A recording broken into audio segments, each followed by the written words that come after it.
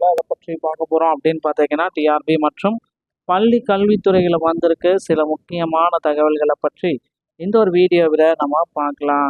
So நீங்கள் நம்முடைய சேனலை முதல் முறையாக பார்க்குறீங்க அப்படின்னா மறக்காமல் ஒரு சப்ஸ்கிரைபர் பெல்லை கிளிக் பண்ணி வச்சுக்கோங்க. வாங்க வீடியோக்குள்ளே போகலாம். தமிழகத்தில் உடற்கல்வி ஆசிரியர்களுடைய பணியிடங்களை நிரப்ப பள்ளிக்கல்வித்துறை அமைச்சர் ராஜ்மோகன் அவர்கள் விரைந்து ஒரு சுமூகமான முடிவுகள் எடுக்கிறதுக்கு உண்டான அப்டேட்டை நமக்கு கொடுத்துருக்காரு. என்ன அப்படின்றதே நம்ம பார்க்கலாம். மேலும் பள்ளி கல்வித்துறையில் சில முக்கியமான அப்டேட்டுகள் வந்து பார்த்தீங்கன்னா தினசரி வர இருக்கு. பள்ளி கல்வித்துறையில் அடுத்தடுத்து வந்து பார்த்தீங்கன்னா காலி பணியிடங்கள் 18,000 காலி பணியிடங்களை விரைந்து நிரப்பணும் அப்படின்ற மாதிரி கோரிக்கைகள் வச்சுருக்காங்க. ஸோ நிச்சயமாக இந்த 18,000 காலி பணியிடங்களுடைய கோரிக்கைகளை நியமனத்தை எப்பொழுது முதல்வர் விஜய் அவர்கள் துவக்கி வைப்பார். அதே போல் இந்த ஆகஸ்ட் மாத இறுதிக்குள்ளார வந்து பார்த்தீங்கன்னா காலி பணியிடங்களுடைய ஒட்டுமொத்த அறிவிப்பையுமே முதல்வர் விஜய் அவர்கள் வெளியிட இருக்காருங்க பள்ளி கல்வித்துறையில். ஓகேங்களா? ஸோ ஆகஸ்ட் மாதம் 5ஆம் தேதி தமிழகத்துடைய பள்ளி கல்வித்துறையில் இடைக்கால பட்ஜெட் ஒதுக்கீடு இருக்கு.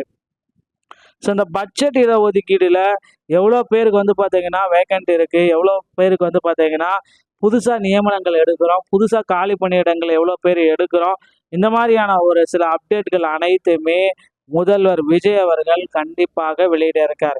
ஸோ நீங்கள் என்ன பண்ணுறீங்க அப்படின்னு பார்த்தீங்கன்னா இந்த பட்ஜெட்டுக்கு அப்புறமா வந்து வரக்கூடிய நோட்டிஃபிகேஷன்ஸ்க்கு எல்லாத்துக்குமே வந்து பார்த்தீங்கன்னா தயாராகி கொள்ளுங்கள் மக்களே. அடுத்தடுத்து வந்து பார்த்தீங்கன்னா தமிழகத்தில் பட்ஜெட் அறிவிப்புகள் தாக்கல் செய்ய இருக்காருங்க முதல்வர் விஜய் தலைமையிலான. ஸோ ஆகஸ்ட் 5லேருந்து பட்ஜெட் கூடுதல், இடைக்கால பட்ஜெட் கூடுதல் அடுத்த 5 நாட்கள் நடக்கும். ஸோ அந்த 5 நாட்களில் கண்டிப்பாக ஒரு புதிய வேகன்சிஸு, ஒரு புதிய தமிழகத்தில் இருக்கிற மாதிரி ஒரு அப்டேட் நமக்கு முதல்வர் விஜய் கொடுக்குறாரு. ஸோ பொறுத்து தான் நம்ம பார்க்கலாம். பள்ளி கல்வித்துறையில் அமைச்சர் ராஜ்மோகன் அவர்கள் உடற்கல்வி ஆசிரியர் மற்றும் நூலகர் பணியிடங்களை விரைந்து நிரப்ப ஒரு சில நடவடிக்கை எடுத்திருக்காரு.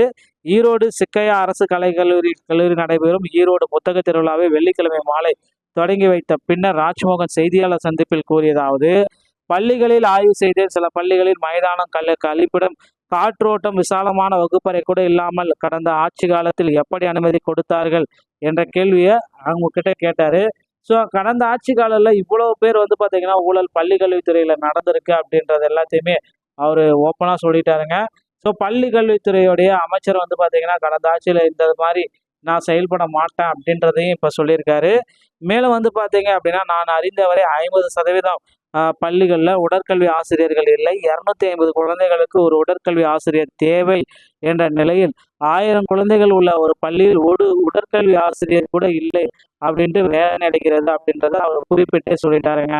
ஸோ இது ஒரு பக்கம் இருந்தாலும் கடந்த ஆட்சியாளர்கள் சார்ந்த அரசியல் சார்ந்த புத்தகங்களே நூலகங்களுக்கு வழங்கப்பட்டுள்ளன. இனி அவ்வாறு இல்லாமல் அரசியல் சாராத அனைத்து புத்தகங்களும் வாங்கப்படும்.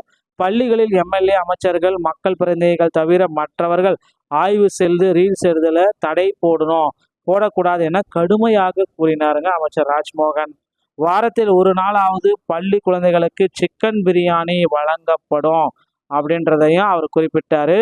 ஸோ அதற்கான ஆய்வுகள் நடைபெற்று வருகிறது. அதற்கு முன்னால் இளங்கோவன் பள்ளிகளில் சிக்கன் பிரியாணி வழங்கினால் அங்குள்ள சைவம் சாப்பிடும் குழந்தைகள் என்னாவார்கள் என கேள்வி எழுப்பினார். சிக்கன் பிரியாணி சாப்பிட்டு குழந்தைகளுக்கு ஒவ்வாமை ஏற்படும் என கூறும் முதல் நபராக அவரை பார்க்கிறேன். பள்ளிகளில் 90% குழந்தைகள் சிக்கன் சாப்பிடுகிறார்கள். சிக்கன் பிரியாணி சாப்பிட்டு ஒரு குழந்தை கெட்டு போய் விடுமா? அதை உணவாக பார்க்காமல் ஒரு உயிர் பொருளாக புரோட்டீன் உணவாக பார்க்கிறேன். அதில் சீரிய அரசியலை திணிக்காதீர்கள். விரைவில் நல்ல முடிவு எடுப்பார். பள்ளி சீருடையும் நான் கண்ட கனவை நிறைவேற்றுவேன் அப்படின்றதை குறிப்பிட்டிருக்காருங்க. ஸோ டெட்டில் பாஸ் பண்ணவங்களுக்கு உண்டான ஒரு நீதிமன்ற தீர்ப்பு இந்த ஆகஸ்ட் முதல் வாரம் அதிகாரப்பூர்வமாக அறிவிப்பு வெளியிட போகிறாங்க.